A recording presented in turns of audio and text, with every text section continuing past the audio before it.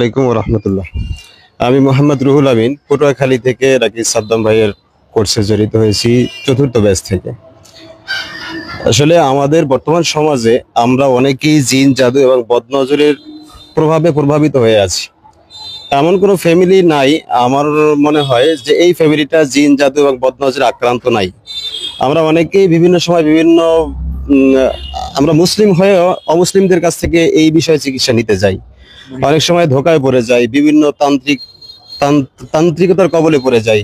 নিজেরাও চিকিৎসা করতে গিয়ে কবিরাজের হাতে পড়ে আমরা যাই যে চিকিৎসা করতে হলে আপনাকে ছাগল বলি দিতে হবে, এই চিকিৎসা করতে হলে এই জিনের কবল থেকে বাঁচতে হলে আপনাকে ছাগল দিতে হবে, মানে বিভিন্ন পশু তাদের নামে বলি দেওয়া হয়।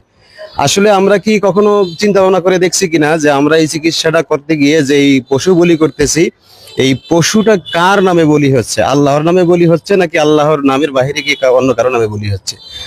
তো বর্তমান সমাজে বাংলাদেশের ভিতরে রুকিয়া নিয়ে ব্যাপকভাবে প্রচার হচ্ছে, কাজ করছে।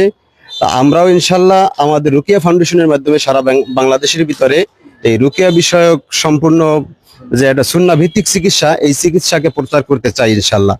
আপনারাও কেউ প্রতারিত হবেন না এবং অন্যদেরকে প্রতারিত হতে দেবেন না, এই নিয়তে আমাদের এই রুকিয়া ফাউন্ডেশনের কার্যক্রমকে প্রচার করতে পারেন ইনশাল্লাহ। আল্লাহ আমাদেরকেও ভালো রাখুক, আপনাদেরকেও সহি সালামতে রাখুক, এই বলে আমার কথা শেষ করছি। আসসালামু আলাইকুম। আচ্ছা, আমরা কি কোনো তাবিজ শিখাইছি? জি না। কোন জিন সাধনা? কোন তামিমা? না। কোন শিরিক? কোন কুফুরি? কোরআন সুন্নাহর বাইরে আমাদের কোনো আলোচনা হয়েছে? আচ্ছা, পূর্বে থেকে যারা রুকিয়া নিয়ে কাজ করতেছেন আমাদের কোর্স করার পরে ফলাফল পাচ্ছেন? জি আলহামদুলিল্লাহ। ফলাফল পাচ্ছেন? আল্লাহর কুদরত দেখতেছেন? হ্যাঁ। তারপরে যেই মূর্খরা বলে যে আমরা জাদুকর, এদেরকে আল্লাহ হাতে আমরা ছেড়ে দিলাম। জি। আল্লাহতে কি করলাম? ছেড়ে দিলাম। এই জন্য রুকিয়াকে আমরা মানুষের উপর জুলুম করে টাকা নেব না, বুঝে আসছে?